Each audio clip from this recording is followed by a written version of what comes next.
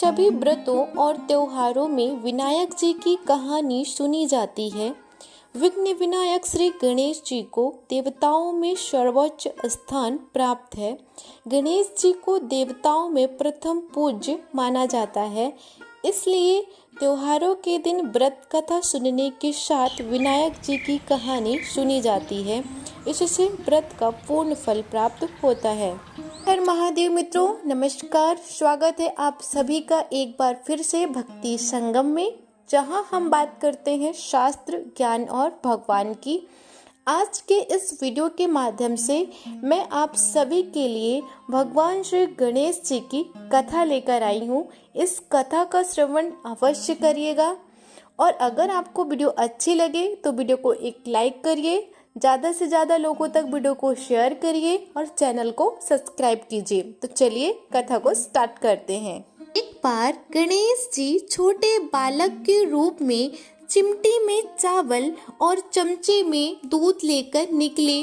वो हर किसी से कह रहे थे कि कोई मेरी खीर बना दो, कोई मेरी खीर बना दो। वहाँ एक बुढ़िया माई बैठी थी। उसने कहा, ला मैं बना देती हूँ। वह छोटा सा बर्तन चढ़ाने लगी।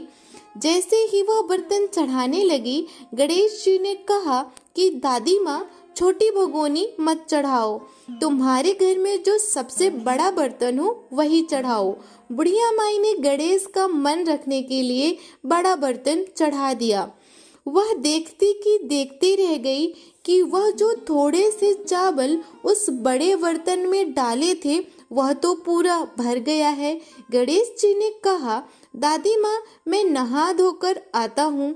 जब खीर तैयार हो गई तो बुढ़िया माई के पोते पोती खीर खाने के लिए रोने लगे।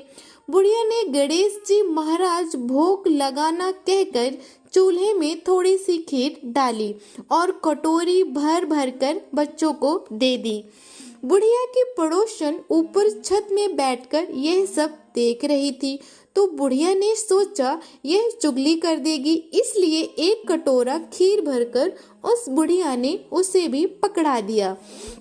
बेटी की बहू ने भी चुपके से एक कटोरी खीर ले जाकर खाई और कटोरा चक्की के पीछे छुपा दिया। अभी भी गणेश जी नहा धोकर नहीं आए थे और बुढ़िया को भी अब भूख लगने लगी थी, तो वह भी एक कटोरी में खीर डाल के किवाड़ के पीछे बैठकर एक बार फिर से कहा, गणेश जी महाराज भोग लगाएं। यह कहकर खाना शुरू कर दिया। तभी गणेश जी वहां पर आते हैं। तो बुढ़िया माई ने कहा, आजा रे गणेश, खीर खा ले, मैं तेरा ही इंतजार कर रही थी। तब गणेश जी ने कहा, दादी माँ, मैंने तो खीर पहले ही खा ली। बुढ़िया ने कहा, कब खाई? गणेश जी ने कहा, जब तेरे पोती पोते ने खाई तब खाई थी, जब तेरी पड़ोसन ने खाई तब खाई थी, और जब तेरी बहू ने खाई तब भी खाई थी, और अब तूने खाई तो मेरा पेट भर गया। बुढ़िया ने कहा, बेटा तेरी सारी बात सच है, लेकिन बहू बेचारी तो सुबह से काम में लगी रही, तो फिर उसने खीर कब खाई? गणेश जी महाराज ने कहा, चक्की के नीचे देख, जूठा कटोरा पड़ा है। तूने मेरा भोग तो लगाया, वह तो बिना भोग लगाए ही खा गई। बुढ़िया ने कहा, बेटा घर की बात है, घर में ही रहने दो। अब बताओ बची हुई खीर का मैं क्या करूं? गणेश जी ने कहा, नगरी में जिमा दो। बुढ़िया माई ने पूरी नगरी में जिमा दी, फिर भी बर्तन खाली नहीं हुआ।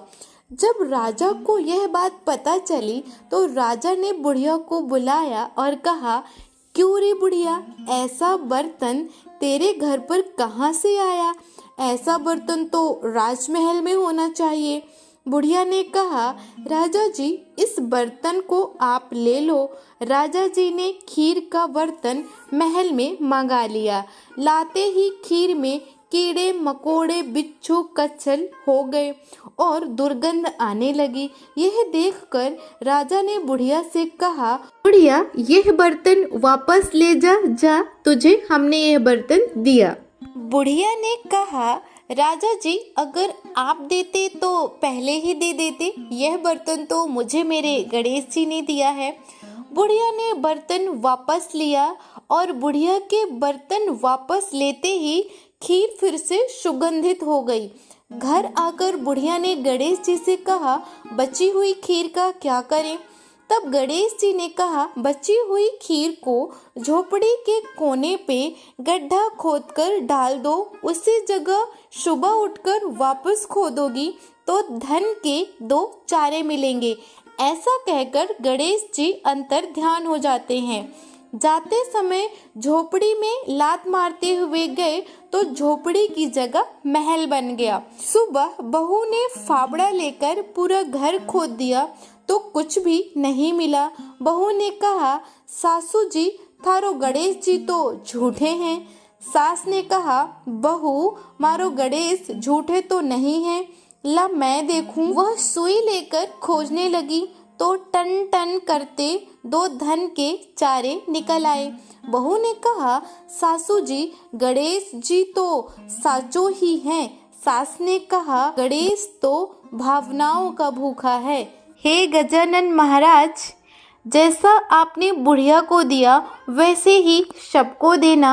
विनायक जी की कहानी कहने वाले, हुंकार भरने वाले और आसपास के सभी सुनने वाले सबको देना। बोलो गणेश भगवान की जय।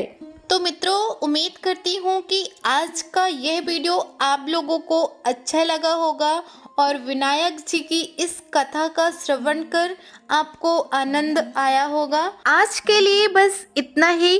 फिर मिलेंगे एक नई वीडियो के साथ, एक नई कथा के साथ। तब तक के लिए नमस्कार।